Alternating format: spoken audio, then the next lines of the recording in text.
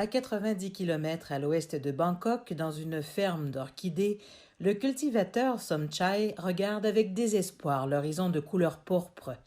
Son œuvre, bâtie après plus de 10 ans de dur labeur à la sueur de son front, est en train de flétrir sous ses yeux. Les 2 dernières années ont été difficiles et chaque mois, il doit puiser dans ses économies, espérant que ce sera la dernière fois. Nous sommes dans le rouge depuis la pandémie et les producteurs d'orchidées sont actuellement beaucoup trop affaiblis et trop vulnérables. Je vous le dis, tout le monde dans l'industrie des orchidées est fatigué et veut arrêter. Mais que puis-je faire à mon âge? Comment puis-je gagner ma vie? Dans sa propriété de 20 hectares, une cinquantaine d'employés taillent les fleurs coupées et les placent dans de petits flacons contenant des vitamines et des nutriments pour préserver leur fraîcheur jusqu'à 2 semaines. Mais dans le commerce des fleurs, le temps, c'est de l'argent. Et de nombreux acheteurs ont quitté, ce qui signifie que la plupart du temps, les orchidées coupées sont malheureusement jetées. Les orchidées qui ne le sont pas finissent chez de gros exportateurs, comme celui-ci, prêtes à être expédiées à l'étranger. En Thaïlande, la culture de l'orchidée est une importante industrie et la Thaïlande est le plus grand producteur et exportateur mondial d'orchidées coupées.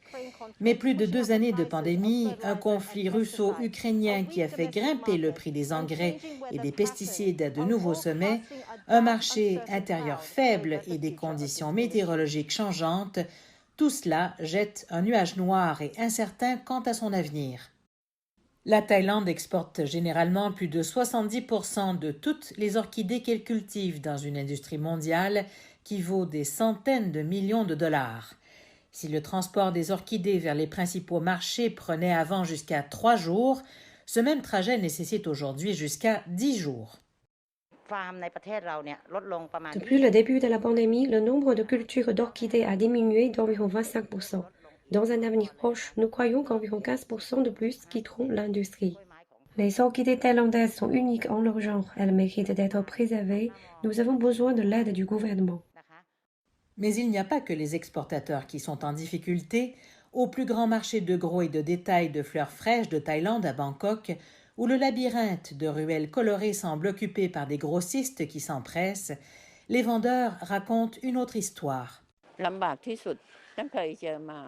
C'est la pire crise que j'ai jamais connue dans ma vie. Cela peut tout d'un coup vous laisser sans rien.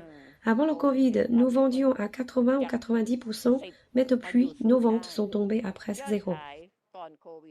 Pour le moment, les producteurs d'orchidées thaïlandaises, les vendeurs du marché et les exportateurs ne se concentrent qu'à maintenir l'industrie en vie.